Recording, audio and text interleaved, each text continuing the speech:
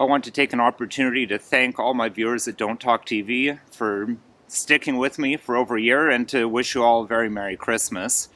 And I thought I'd take the opportunity to share a few personal thoughts on almost 2 years of pandemic life.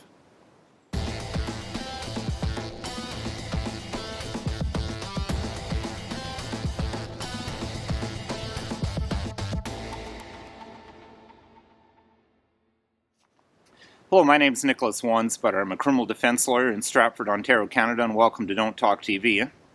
So it's the end of the year. I'm taking some Christmas holidays and taking a break from studying legal things. So I thought for today's episode of Don't Talk TV, I'd give you a few personal thoughts that don't involve substantive law, although they touch on the law somewhat. So one of the things I've meditated on a bit during my Christmas break is we've been doing Don't Talk TV for a year, and we're getting pretty darn close to week 100 of 2 weeks to flatten the curve. So I thought it would make sense to think about how did we get here, and how do we get out of it? If we look at the things that led us to where we are, that helps us see some ideas of how we might get out of this. Now again, these are just my personal thoughts, so you can feel free to disagree. But as I see it, there's three main things that have gotten us to this place where we are: locked down, illegal to see family, people not being allowed to make their own personal medical choices, but being forced to take a particular medical treatment. These are unprecedented things in Canadian history, and they didn't happen overnight. So, point one, and first and foremost, I would say that apostasy is the main reason we got here. The preamble of the Charter of Rights and Freedoms has written right into it that Canada is a country founded upon the principles that recognize the supremacy of God and the rule of law. Rule of law is something that's been under attack heavily, but in my view, before you get to the rule of law not meaning anything, you had to get rid of the supremacy of God first. And this is something that happened decades ago in Canada. Many of us, I'm old enough to remember that there was a time when the National Anthem and the Lord's Prayer were both said at the beginning of the school day. That's been gone for a long time. People have stopped attending church, people have stopped praying. Now, from a legal perspective and the disrespect we're seeing for the Charter of Rights and Freedoms, again, that comes back to they had to disrespect the preamble before the rest of it became disrespected as well.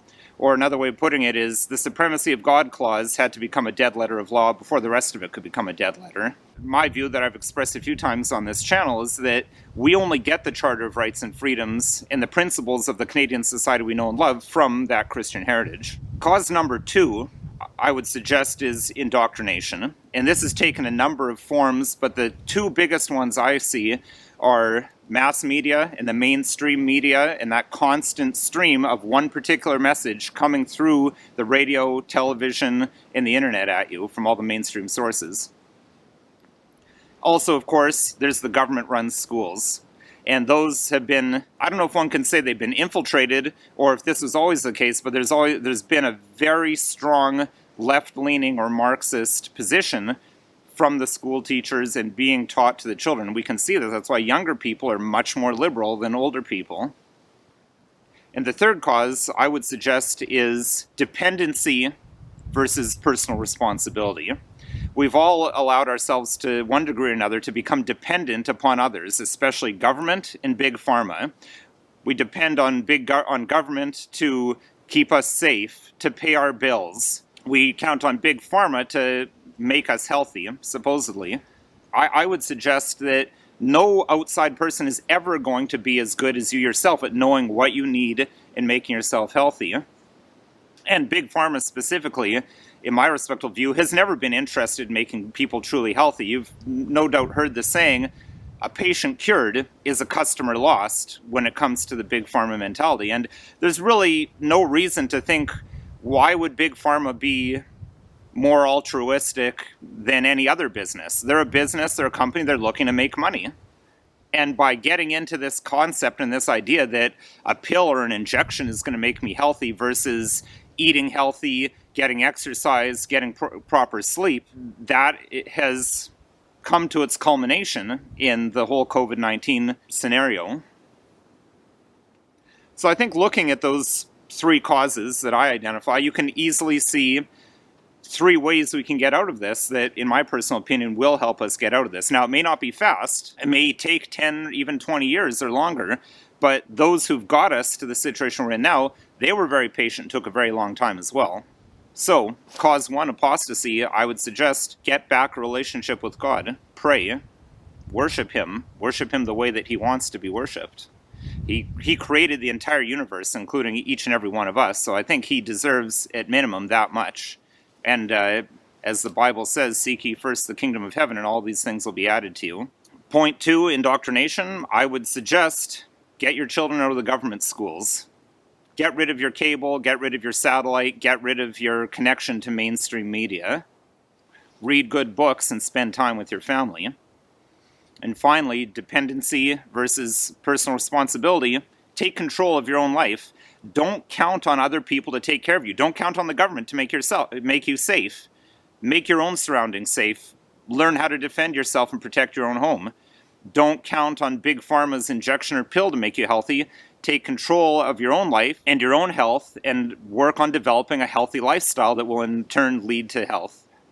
So again, those are just a few of my personal thoughts. You're free to disagree. You can post in the comments section if you think I'm completely out to lunch. And we'll be back with more substantive, law-based videos in the new year. Again, as I said, we're getting close to week 100 of 2 weeks to flatten the curve, and I'm still talking about the same things. I think early in the next year I'll take a look at that lady who was recently arrested without charge for trying to walk down the street that Doug Ford lives on. So this video is not legal advice. If you need legal advice, call a lawyer. You can call another lawyer or myself. My 1-855 number and website are listed below. If there's show topics you'd like to see me cover, please leave a comment in the comment section or send an email to the email address listed below. And if you found this video at all interesting, helpful, or informative, please consider liking, sharing, and subscribing. And just keep in mind that we're not only on YouTube, we're now on BitChute, Rumble, and Odyssey. So if we're ever canceled anywhere, you should be able to have uninterrupted access. So thanks again for watching, and hope you had a Merry Christmas and a great New Year.